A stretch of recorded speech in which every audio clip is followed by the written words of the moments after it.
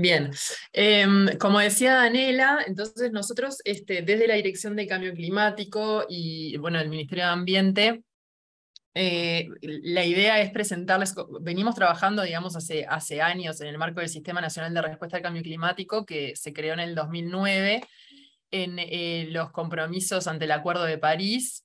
Desde el 2015, obviamente el Acuerdo de París se firmó en el 2015, y la idea hoy entonces es presentarles los compromisos de cambio climático que tiene Uruguay de la forma más concreta posible, sobre todo a nivel de sectores y actividades económicas implicados en estos compromisos. Y haciendo el vínculo con el potencial de participación privada. Esto lo venimos trabajando también en el marco de la Mesa de Finanzas Sostenibles, en donde bueno, también hemos hecho esta presentación, y la idea es poder brindar insumos para seguir trabajando en esta línea.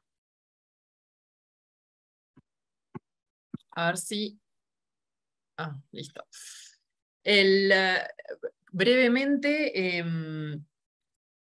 el contexto del compromiso del Acuerdo de París, nosotros firmamos, somos país que ratificó el Acuerdo de París de la Convención Marco de Naciones Unidas sobre el Cambio Climático, que plantea este compromiso de mantener el aumento de la temperatura muy por debajo de los 2 grados centígrados, y tratar de no llegar al 1,5 grados centígrados en comparación a 1990. Hoy en día ya llegamos al 1,1%. Grados centígrados, y entonces, como han mencionado todos los expositores anteriormente, los esfuerzos que hay que hacer son urgentes.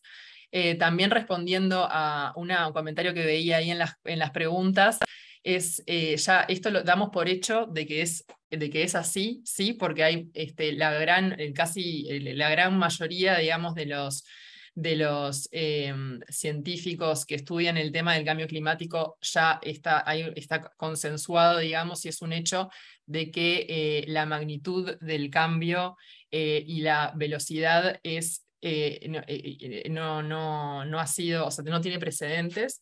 Entonces, basamos la política de cambio climático del país en esto. Y bueno, para digamos, responder al Acuerdo de París, Uruguay presentó la primera contribución determinada a nivel nacional, que llamamos NDC, con compromisos al 2025. Y en el marco de este Sistema Nacional de Respuesta al Cambio Climático, en donde participan varios ministerios, incluyendo al Ministerio de Economía y Finanzas, y al MIEM y el MEGAP.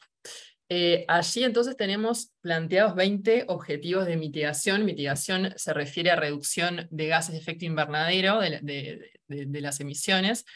Y estos 20 objetivos son en distintos sectores económicos, y son los que ha mencionado Herman anteriormente, que se han tomado como base para la emisión del bono soberano, y bueno, después las más de 100 medidas específicas que establecen cómo vamos a lograr cumplir con estos objetivos. También mencionar que el año pasado Uruguay también presentó su estrategia climática de largo plazo. Tenemos el objetivo a 2050 de ser CO2 neutrales, es decir, que el balance, digamos, entre lo que emitimos de gases de efecto invernadero, o sea, digamos, de CO2, sea también entre lo que emitimos, digamos, perdón, no me sale la palabra, entre lo que emitimos y lo que... no compensamos, por eso. Pero lo que pasa, perdón. Secuestramos, se secuestra de Sí, carbono. exacto, secuestramos, sea cero, ¿verdad? Y después también tenemos un foco importante en lo que es la adaptación al cambio climático, que la va a mencionar más adelante. Muy concretamente, los sectores emisores de gases de Uruguay son, bueno, primero mencionar que Uruguay estima sus emisiones en lo que se llama el inventario de gases de efecto invernadero. Ahí les dejo el enlace, después podemos compartir la presentación.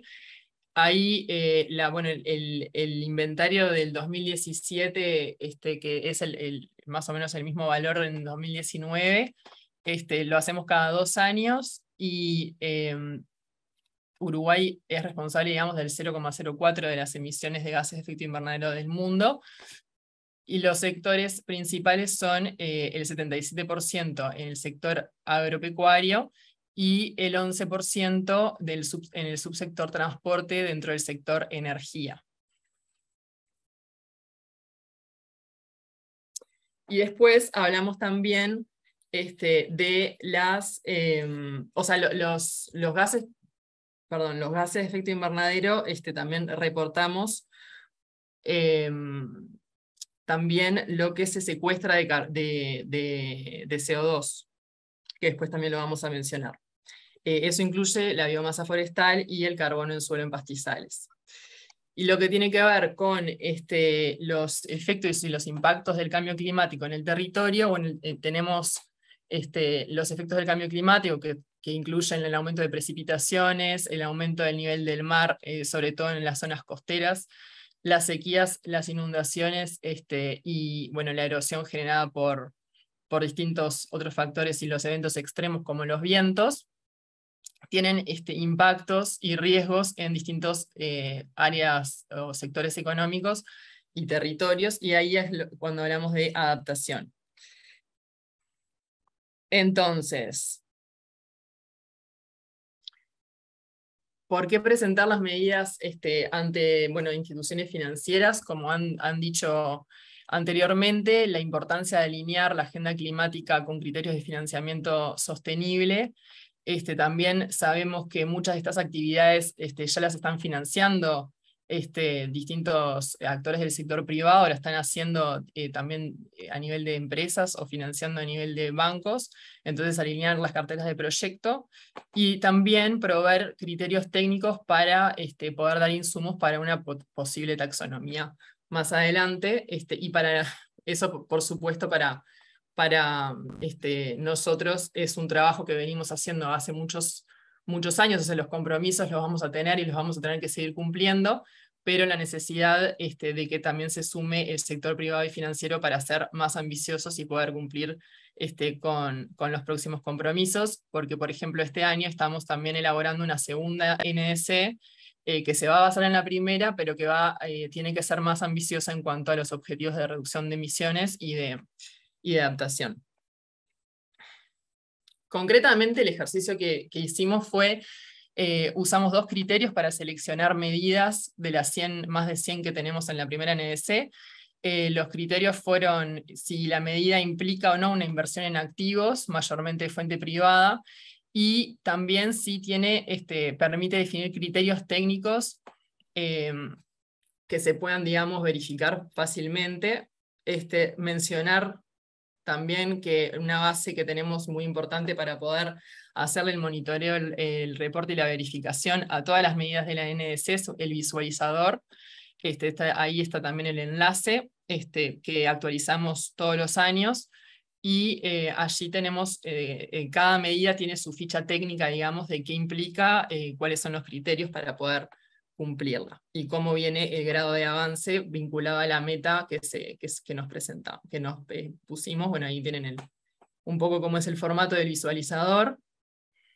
Entonces, de las 106 medidas, aplicando ese filtro de los 2 criterios, terminamos viendo que hay 68 medidas que tienen o implican una inversión en activos mayormente de fuente privada y tienen criterios técnicos específicos. Por supuesto, la mayoría están vinculadas a mitigación de emisiones, o sea, reducción de emisiones, pero también muchos tienen cobeneficios en la adaptación, y bueno, está también ese foco. En lo que tiene que ver, acá les voy a contar específicamente, digamos, a nivel de sectores, las medidas bien concretas qué foco tienen, porque me parece que es un valor también que para ir aterrizando un poquito más, como decía Diego también, de que esto no es humo, y hay mucho trabajo atrás de esto, y digamos son cosas bien concretas que se hacen. que son actividades que ya se vienen haciendo y que se pueden ir cada vez más desarrollando. En la parte más de en la industria manufacturera, también transporte y construcción, tenemos el área de residuos, todo lo que tenga que ver con gestión de aguas residuales de la industria, también los proyectos de disposición final de residuos sólidos urbanos, que tengan determinadas prácticas, ayudan a capturar las emisiones. Después, actividades de valorización de residuos a través de la economía circular. En lo que tiene que ver con la movilidad, como decía hoy, el transporte es uno de los sectores que más emite todavía en la matriz de Uruguay, entonces fomentar el transporte eléctrico, digamos, las redes de recarga, la ruta eléctrica, también los vehículos particulares, por supuesto los vehículos de transporte público, y los biocombustibles y los vehículos a hidrógeno, que hoy mencionaba también Diego, el hidrógeno verde. Bueno, se está teniendo toda una estrategia vinculada al hidrógeno verde que la está liderando el MIEM, pero que obviamente que por ese lado también se contribuiría a reducir emisiones.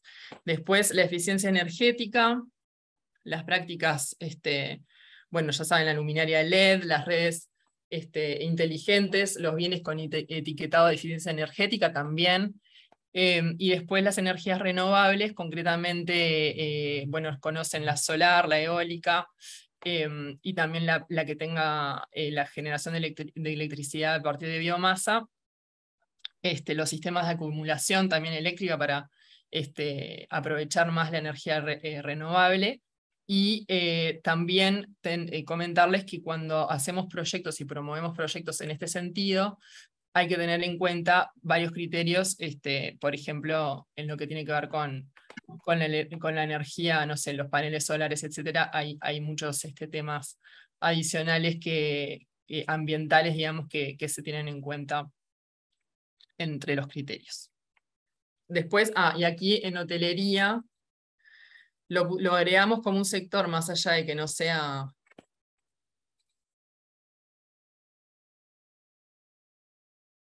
Ahí. El sello verde turístico se va a lanzar, entiendo que a final del año, pero en turismo también venimos trabajando en el sector hotelero para un sello verde que sea también que contribuya, digamos, a los objetivos de cambio climático. Después, en el sector de ganadero o agropecuario, tenemos, como ya mencionaron, la ganadería en manejo, o sea, la ganadería en campo natural, y aquí recientemente, creo que fue hace unas semanas, se lanzó la huella ambiental de la ganadería con varios criterios que no son solamente la captura, digamos, en pastura, pero la incluye, digamos, y tiene otros criterios más para que sea una buena práctica, pero muchas son actividades que ya se hacen en la mayoría del campo uruguayo. Las plantaciones forestales, en agricultura, el uso de fertilizantes de liberación lenta, los cultivos de servicio en precosecha de soja. Ahí tenemos también prácticas de siembra directa y de rotación de cultivo, y las tecnologías de riego intermitente en arroz. El sector lechero, todo lo que tenga que ver con tecnologías de cero de descarga y buenas prácticas para el tratamiento de los efluentes en los tambos. Y creo que ya lo mencionamos, pero las plantaciones forestales y los sistemas silvopastoriles en el sector forestal. Bueno, y después también, por supuesto, que es uno de los indicadores del bono, todo lo que tenga que ver con la conservación de la superficie de bosque nativo. Y luego acá tenemos algunas medidas específicas para lo que tiene que ver con la adaptación. Es un tema, la adaptación al cambio climático es también un área, digamos, donde la inversión del sector privado es un poco más difícil de ver, o sea, de ver de forma directa, pero, por ejemplo, en los sectores de infraestructura y de arquitectura y construcción, tenemos inversiones en infraestructuras verdes y azules que pueden ser en edificaciones que previenen, por ejemplo, los daños por inundación, las soluciones de drenaje sustentable, las mejoras en el desempeño climático de edificaciones, que esto puede también reducir emisiones, pero hay muchas prácticas de, por ejemplo, impermeabilización que ya se conocen y se están desarrollando. Y después menciono también la tecnología para generar más y mejores datos y los sistemas de alerta temprano. ¿Para qué nos sirven tener estos criterios técnicos de todas las medidas de la CNBC? Bueno, para desarrollar fichas técnicas, hicimos una para el campo natural, pero fichas técnicas que sean bien específicas por sector, con la mirada financiera.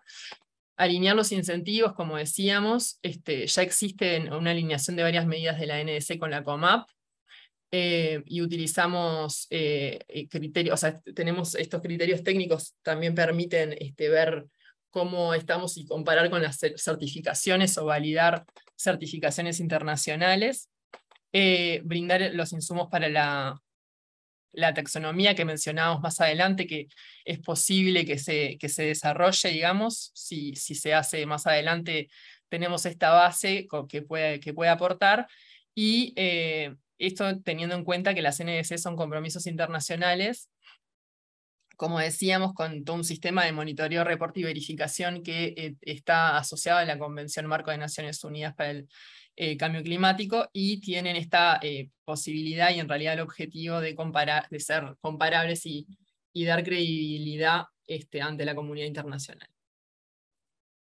Y bueno, no quiero demorar más, pero respecto a lo que tiene que ver con los riesgos, digamos, que genera el cambio climático, también es todo un enfoque que tenemos que desarrollar, muchos desafíos por delante, pero ahí el vínculo con el sector financiero lo vinculamos, digamos, con esto de incorporar el riesgo climático en los análisis de riesgo de inversión, que ya he mencionado, gestionar los riesgos físicos concretamente sobre los activos. Ahí tenemos varias, la planificación de la adaptación, digamos, tiene proyecciones de cambio climático a 2050 que nos dicen cómo y dónde va a impactar más el cambio climático sobre el territorio uruguayo. Bueno, los seguros que ya conocemos, generar, digamos, seguir trabajando en línea y alinear los seguros. Y también porque no financiar proyectos que aumenten el riesgo o disminuyan la capacidad de adaptación, pensando, por ejemplo, en los ecosistemas. Bueno, acá en la presentación dejamos algunos enlaces y a las órdenes para seguir intercambiando. Muchas gracias.